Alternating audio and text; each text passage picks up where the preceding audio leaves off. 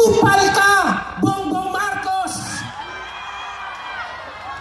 Uulitin ko, kupal ka, Bongbong Marcos!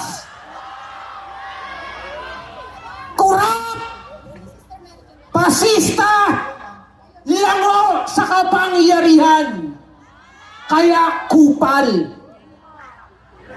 Nabalitaan niyo na po ba yung nangyari kahapon sa House of Representatives?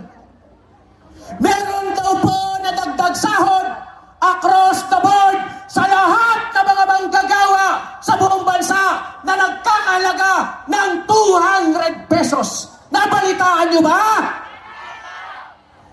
Mga kababayan, yan po ay produkto na matagal na pagsasama-sama ng mga manggagawa at ordinaryong mamamayan para puwersahin ang Kongreso at ang gobyerno ni Bongbong Marcos na itaas ang sahod sa antas ng nakabubuhay.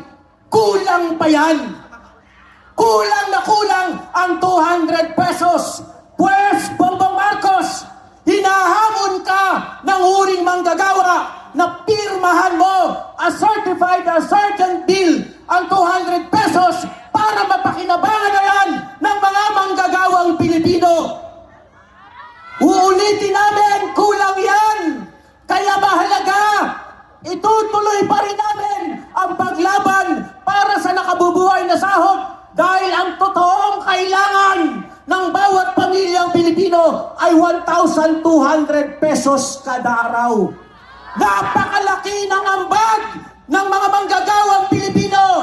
Taon-taon, tumataas ang ating productivity. Taon-taon, kumikita ng milyon hanggang bilyon ang pinakamalalaking dayuhan at lokal na korporasyon sa Pilipinas.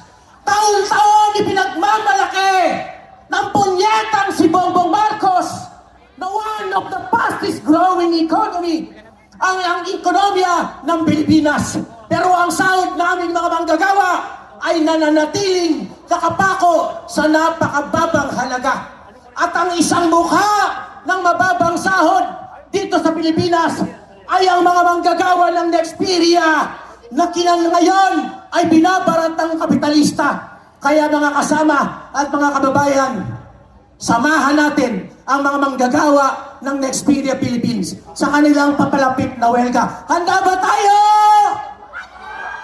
Kasamahan po natin sila.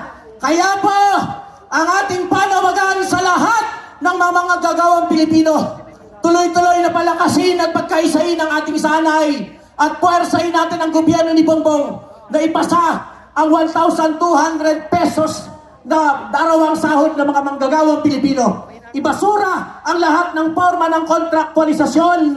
Palayain ang mga illegal na inaresto ng mga unionista. Palayain ang lahat ng bilanggoong politikal. Mabuhay ang mamamayang Pilipino. Mabuhay ang huring inapi at pinagsasamantalahan.